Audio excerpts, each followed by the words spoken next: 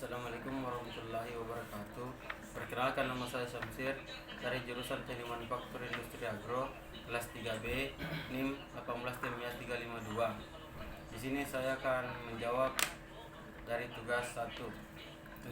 Langsung saja ke soal yang pertama. Sebutkan sifat-sifat pada pasir cetak yang harus dipenuhi untuk dijadikan cetakan pasir. Yang pertama, sifat pasir cetak basah. Yang kedua, sifat pasir cetak kering. Yang ketiga, sifat pasir penguatan oleh udara. Yang keempat, sifat-sifat panas. Dan yang kelima, sifat-sifat sisa. Soal yang kedua, bagaimana cara menguji kadar air pada pasir cetak dan jelaskan prosedurnya. Untuk uji kadar air dibutuhkan peralatan penguji kadar air. Alat bantu lainnya adalah timbangan berat kadar air dalam pasir cetak kering antara 2-12%. Prosedur pengujian kadar air dari pasir cetak adalah sebagai berikut. Yang pertama, timbang campuran pasir awal 50 gram. Yang kedua, keringkan spesimen dalam tungku pengering pada suhu 110 derajat Celcius selama 1 jam. Yang ketiga, kemudian spesimen didinginkan dengan desikator. Yang keempat, timbang kembali berat campuran pasir. Dan yang kelima, hitung perbedaan berat awal dan akhir dalam satuan prosentase sebagai kadar air bebas dalam pasir cetak. Soal yang ketiga, apa yang dimaksud dengan permeabilitas pasir cetak? Permeabilitas adalah kemampuan pasir cetak untuk mengalirkan udara dengan setiap cm2 per menit.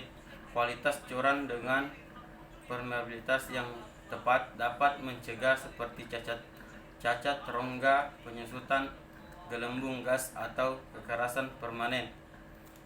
Yang keempat, apa yang dimaksud dengan pola cetakan pada pengecoran logam?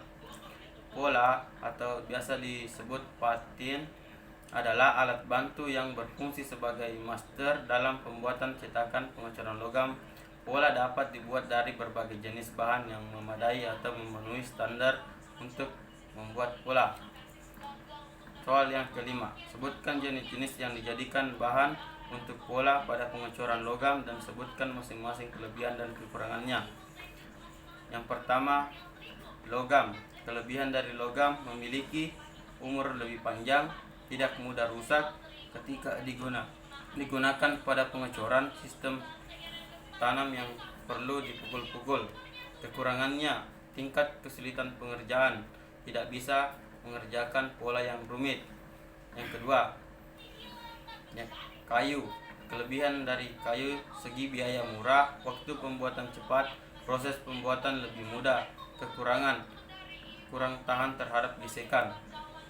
Yang ketiga, plastik. Kelebihan dari plastik lebih mudah dan cepat. Kekurangan, jarang sekali digunakan. Yang keempat, sintetik. Kelebihan dari sintetik, tahan aus dan penyusutannya kecil. Kekurangannya, harganya relatif mahal dan sulit didapat. Yang kelima, styrofoam. Kelebihan, segi biaya yang murah, waktu lebih cepat. Kekurangan, bersifat sekali pakai. Nah, itulah tadi penjelasan singkat dari saya dari tugas 3. Lebih dan kurangnya mohon maaf. Wabillahi taufiq wal hidayah. Wassalamualaikum warahmatullahi wabarakatuh.